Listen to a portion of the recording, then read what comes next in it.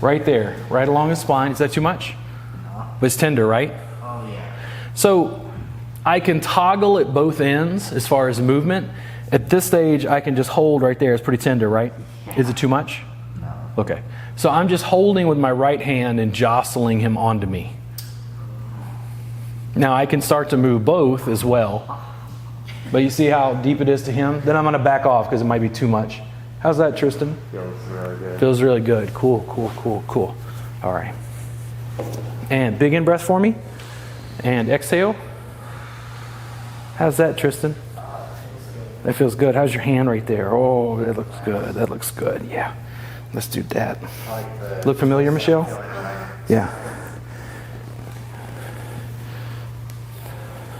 How's that there? There we go. There we go. You're putting your foot up the sacrum or it's cute The sacrum. Yeah, it was more to stabilize so it didn't fall off the mat. Big in-breath for me. Off the table. Nobody's ever fallen off the mat. Are you keeping your shoes on? Kick that shoe off. I kicked it off. So, right in there, Tristan, how was that? That was amazing. That was good. Cool. Lower back, too. Cool. Because, I mean, it's, when I isolated his sacrum, pull on his arm, it's mobilizing and twisting most of his spine, right? I'm just trying to look for movement restrictions. Now, we talked about people being collapsed forward. When I come in and do everything I just did, we started off with this, then I sat down and pulled him open. I pull him open. What is it doing to his pec and pec minor? Because when I worked on female clients in particular, the challenge I had when I was 25 is like breast tissue. I was like, oh man, like they're having problems with the front, but I don't know how to, I didn't at that time know how to deftly like go in and work on that area. What I was doing was I'm in the back pulling them open.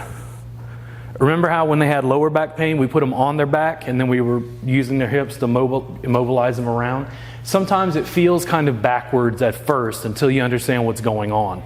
If all I did was come in and immediately compress pec and pec minor, is that less beneficial than like lengthening it first? I think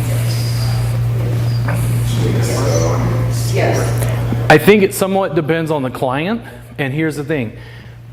How do people who are rolled forward, they must have like a kyphosis, how do they feel about me immediately going into their pec with like a forearm or an elbow? And Terry shook her head immediately. It's not that I think stretching is more beneficial. It's like I think mobilization and warming up the area first. The other thing is this, if he had a problem up here and all I did was like, oh, okay, it's right here. How does he feel now? And here's half of what I did. It has nothing to do with me pressing my fingers next to his spine. It has almost nothing to do with this. It has to do with, does it hurt right there? And he says, yes. And I go, cool, we're going to keep working on that. It's emotions. He feels heard. He knows that I'm going to go in because in 2 seconds I went in and addressed right where he hurts. I know it hurts right here. I'm with you. We're going to work on you. We got an hour. We're going to do 15 minutes of this. I don't tell him it's 15 minutes, by the way. I'll just work on one side, work on the other side. Do you guys want to try those pieces? Yeah. And we'll go over this again and again and again in class. Little dynamics of like, how do you deal with customer care? Because if I don't do this, listen, if you start the class like we did intro tie, oh, okay, you have a problem with your upper back, and work on his feet, he's going to be pissed. Pissed. Right?